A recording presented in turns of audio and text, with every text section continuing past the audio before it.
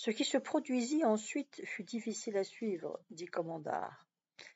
Un hurlement farouche éclata dans l'air paisible, emplissant la campagne d'une gigantesque colère. La machine secouait sauvagement ses grandes articulations d'acier.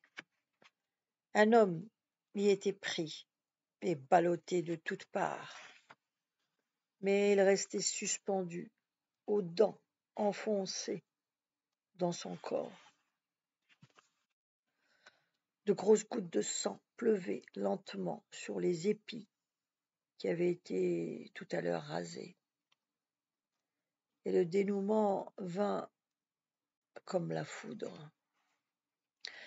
Dans un tintamarre de ferraille disloqué, le système complexe de bras et de levier s'abattit d'un coup. L'ouvrier claqua contre terre avec un bruit d'os écrasés. Ce n'était plus un homme, mais une loque noire. Un grand chien accourut en vociférant et se figea dans une surprise étonnée. Puis il poussa de longs aboiements. Comme par enchantement, les champs, calmes à cette heure, furent pleins de monde. Des ouvriers surgirent de tous côtés, grossissant le nombre de ceux qui travaillaient déjà là. Ils se pressaient en un cercle excité, essayant de parler tous à la fois. Chacun racontait maintenant sa propre version de l'histoire, discutait, expliquait. Omar voyait lui aussi le groupe. Il voyait dans le centre du cercle, parfaitement froid, le corps de l'homme. Il était trop tard. Trop tard pourquoi? L'ouvrier était mort du premier coup, dès l'instant où il avait heurté le sol. Il avait eu les reins brisés et presque tous les os fracturés, dit Commandard. Le sang coulait de son corps en un suintement ininterrompu qui imbibait la terre de taches rouges lumineuses. Omar se retourna contre le sol haletant. Le grand chien noir était toujours là, dit Commandard. Il se balançait et haletait comme une locomotive, la langue volumineuse, épandant de toute sa longueur. Il tendait sa grosse tête, on voyait frémir son mufle épais et travailler les puissants muscles du cou. Plusieurs fellahs se mirent ensemble pour le chasser. Le chien appartenait au maître. Maudit chien, jure-t-il, maudit, toi et les tiens. Omar voyait le bulldog qui s'éloignait, puis s'arrêtait, qui avançait sa massive caboche vers le groupe et grognait, campé sur ses pattes écartées, plein d'une ardeur infernale. Monsieur Auguste, homme d'une cinquantaine d'années, sortit en courant de la ferme du commandard. On le vit arriver à grands pas après avoir claqué le grand portail. Son visage d'homme trop nourri brillait autant que ses cheveux écarlates. Il portait sur de fortes jambes un long buste, son ventre débordé de la ceinture. Quand il fut devant le groupe, le grand chien noir s'approcha de lui. « Bonjour, monsieur Auguste » dirent quelques fellahs. « Monsieur Auguste, une chose terrible est arrivée. Venez voir. » Monsieur Auguste machinalement saisit le collier du matin. La bête se mit à tirer de plus belle en aboyant furieusement. Aucun des fellahs, pourtant, ne manifesta de signe d'impatience ou d'hostilité quelconque.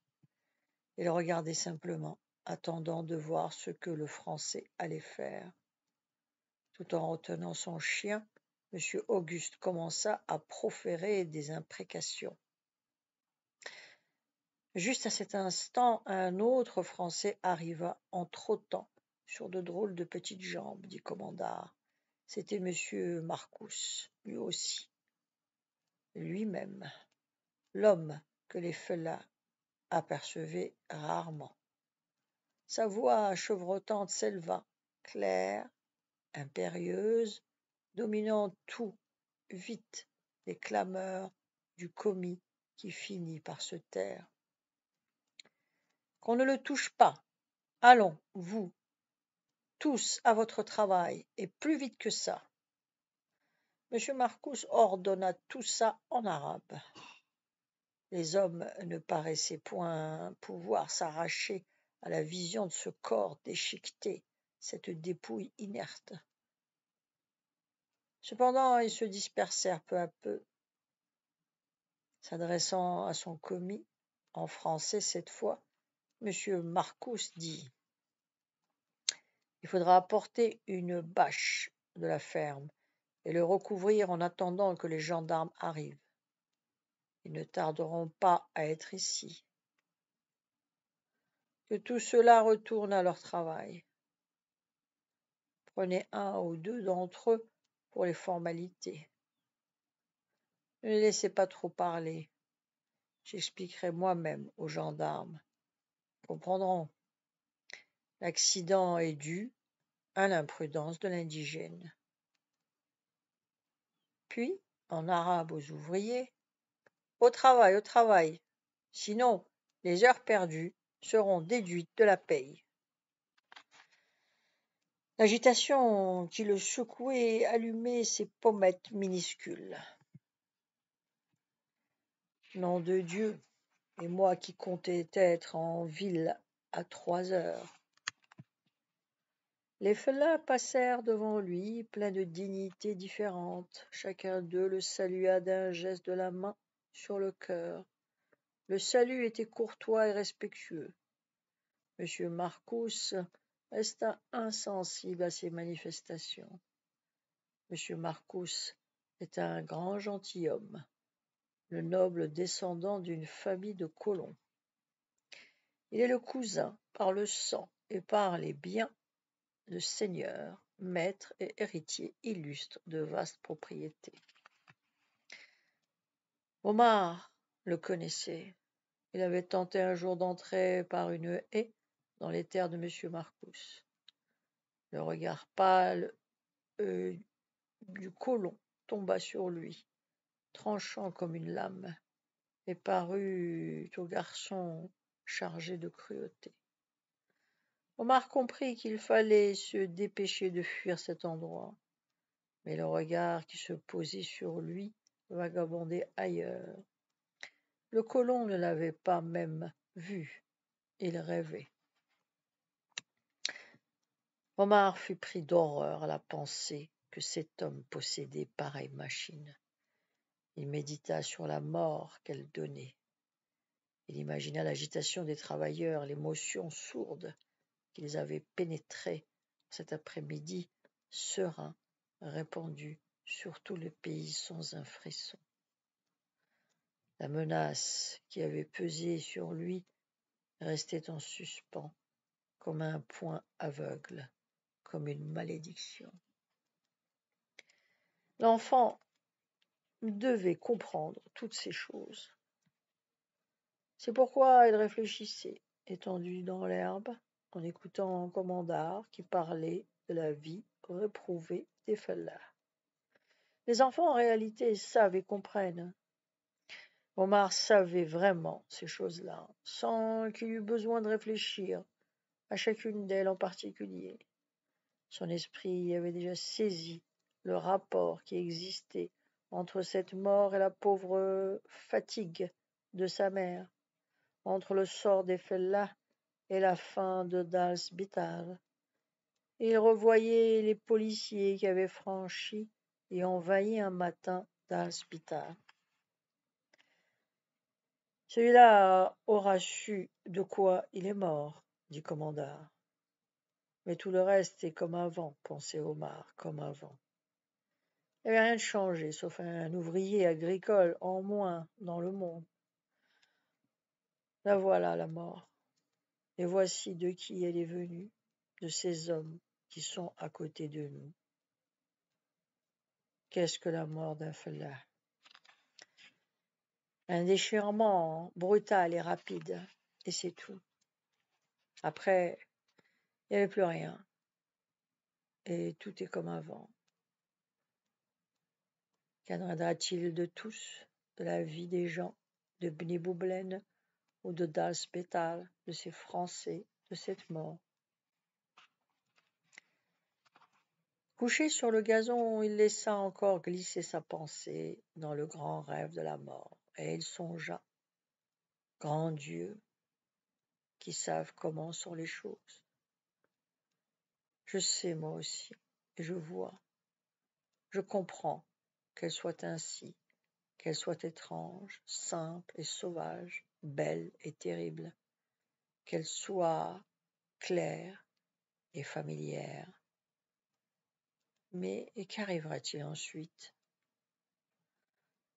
Pendant que l'enfant se parlait ainsi à lui-même, 3 heures sonnèrent à l'horloge de Mansoura. Omar se demanda si M. Marcous avait pu se rendre en ville à 3 heures après l'accident. Quelle manie avons-nous, dit Commandard, quelle manie d'étaler nos misères. N'est-ce pas ce que disent de nous ceux qui tiennent à ce que rien ne change? Malaputa, car rien change dans ce qui existe. Et voilà qu'ils ont peur. Omar considéra Commandard et se demanda si quelquefois le vieil homme sans jambes enraciné dans ses terres n'était pas hanté par une lassitude insurmontable. Ils étaient 8 ou 10, assis sous un vieux mûrier.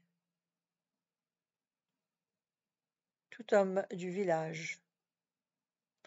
Et le cultivateur venu du haut Bni Boublen. La pente du ravin avalée, l'ombre qui tombait de l'arbre.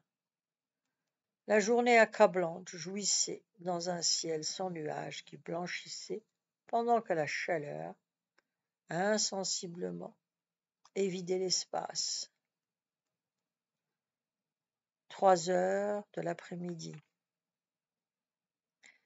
À leurs pieds, la route ondulait, déroulait ses sinuosités, puis disparaissait dans les lointains qui vibraient à travers une brume torride. Le silence de la campagne déserte rutilée. Dans les champs pierreux des cultivateurs indigènes, les blés nains se tenaient droits. Ils ont tout sucé, tout ce qu'il y avait dans cette terre, dit Sidali en montrant les blés. Ils ne monteront plus. Il y avait là Ben Ayoub, c'était lui, le cultivateur de Bni Boublen le Haut. C'est à lui que s'adressa Sidali, le premier. Les fellahs appréciaient l'amitié que leur faisait Ben Ayoub. Il était venu assister à leur réunion. Lui n'avait pas hésité quand ils étaient allés l'inviter.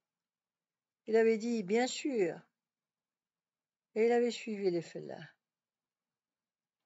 Il laissait le travail à ses fils. La suite demain. Vous pourrez vous abonner.